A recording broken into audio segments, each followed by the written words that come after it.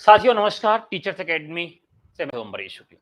UGC net Hindi और assistant professor Hindi में कुछ पारिभाषिक शब्दावलियां साहित्य से संबंधित पूछी जाती हैं। उसमें से एक पारिभाषिक शब्दावली है अंतर विरोध और विरोधाभास। क्या ये दोनों अलग हैं या एक ही है? कुछ तथ्यों के माध्यम से शॉर्ट तरीके से मैंने आपको बताने का प्रयास किया है। अंतर विरोध और विरोधाभास मुख्यतः मार्क्सवादी आलोचना के कुछ कीवर्ड्स हैं। मार्क्सवादी आलोचना में प्रयोग की जाने वाली महत्वपूर्ण शब्दावली है। अंतर विरोध का तात्पर्य है दो मतों के बीच में जो विरोध है वो अंतर विरोध है, और विरोधाभास जो है जहां पर विरोध न होते हुए भी विरोध का आभास हो, एक प्रकार का अलंकार है। चलिए देखते हैं कि किस तरह के प्रश्न आपसे पूछे जा सकते हैं।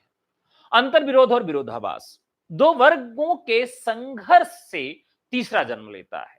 कार्ल मार्क्स कहते हैं कि दो वर्ग हैं और वो दो वर्ग आपस में संघर्ष करेंगे। एक उच्च वर्ग है, एक निम्न वर्ग है, एक शोषक है, एक शोषित है, और दोनों में संघर्ष होगा तो एक तीसरे वर्ग का जन्म होगा, और तीसरा वर्ग मध्य वर्ग भी हो सकता है। नए वर्ग के जन्म लेने पर समाज में नए अंतर विरोध जन्म ले लेते हैं, क्योंकि पहले दो में संघर्ष था, अब तीन में संघर्ष हो गया। मध्य वर्ग क्या करता है, उसे एक डर होता है कि वो निम्न वर्ग में न चला जाए, और उसे ऊपर जाने की हमेशा आकांक्षा और अपेक्षा भी रहती है। तो तीसरे वर्ग के जन्म लेने से समाज में नए अंतर विरोध जन्म ले लेते हैं और समाज का विकास होता है। अंतर विरोध मुख्यतः दो प्रकार के होते हैं।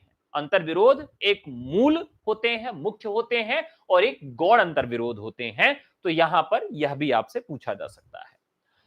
मार्क्सवादी दर्शन कहता है कि विकास जो है वो निरंतर होता रहता है।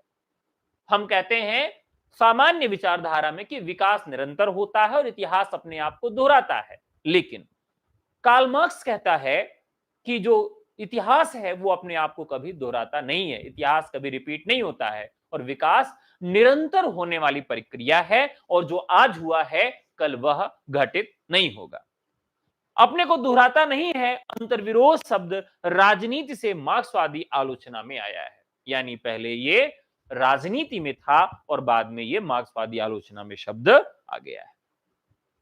विरोधाभास की बात करें तो अंतर विरोध की भ्रांत पहचान, अंतर विरोध की भ्रांत पहचान जो है वह विरोधाभास है। और एक बहुत बढ़िया पंक्ति है, आप सबको कमेंट करके बताना है कि ये पंक्ति किसकी है, ठीक है? और ये पंक्ति विरोधाभास की बहुत अच्छा सशक्त उदाहरण पेश करती है।